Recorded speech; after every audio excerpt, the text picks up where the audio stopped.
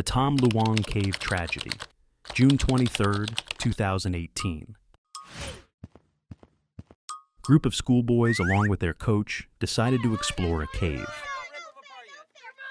They entered a cave located in Chiang Rai province in northern Thailand. The cave stretches nearly 4 kilometers underground, with narrow passages, slippery rocks, and zero lighting. The kids and their coach walked in like it was just another afternoon walk. No food, no gear, no plan. And at first, nothing seemed out of the ordinary. And everything might have been fine if it hadn't started pouring rain outside, a sudden heavy tropical downpour. At first, the kids had no idea it was even raining outside. They kept walking deeper into the cave, completely unaware of what was coming. By the time they noticed the water rising, it was already too late. The exit was flooded, and they were trapped. At first, they hoped the rain would stop, and that they'd be able to leave soon. But with every passing hour, the water kept rising.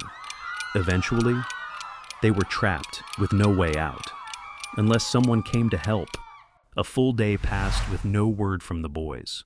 No texts, no calls, no footprints near the cave. By the next morning, the Thai authorities had no choice but to launch a full-scale rescue mission. But there was a slight problem.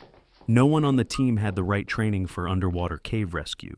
So instead, they called in some guys who crawl into flooded holes for fun. The boys were trapped almost 4 kilometers deep, past flooded tunnels, tight squeezes, and vertical climbs.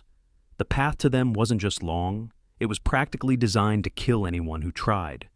At one point, divers had to descend 30 meters underwater, then climb up a rock wall, all in complete darkness. And that's just to reach the kids. The cave swallowed them whole. Pitch black, freezing cold, nothing but a thin rope to guide the way. The water was so murky, they couldn't even see their own hands. And this was just the beginning. Some parts of the cave were so narrow that divers had to remove their air tanks just to get through. One wrong angle, and you'd be stuck deep underground. After 9 days of searching, the boys were finally found. All of them were barely alive, weak, starving, and one step away from death. At first, the boys were overjoyed. Someone had finally found them. But that joy didn't last long.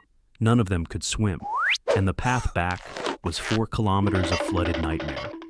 The way back was 4 kilometers of flooded tunnels, so narrow and twisted, even the divers barely made it through.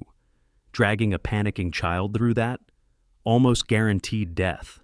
When the divers realized there was no safe way to get the kids out, they came up with a brilliant new plan: sedate the kids and deliver them like underwater cargo.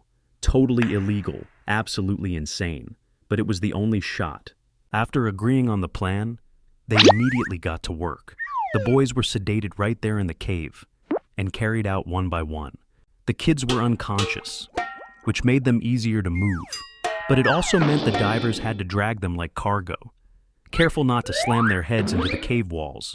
After more than 2 weeks underground, the first boy was finally brought to the surface. Somehow, the insane plan was actually working. After the first success, they kept going, one child at a time. Sedate, dive, drag, surface, repeat. Everything was going according to plan, until diver Saman Kunan ran into trouble. He got stuck in a narrow section of the cave and had to remove his air tank just to squeeze through. But on the other side, he couldn't get it back on in time. He drowned in the darkness, trying to make it back. Despite the tragic loss, the operation continued. One by one, the remaining boys and their coach were brought out. Exhausted, unconscious, but alive, after 18 days trapped underground, all 12 boys and their coach were finally rescued. Against all odds, they made it out alive.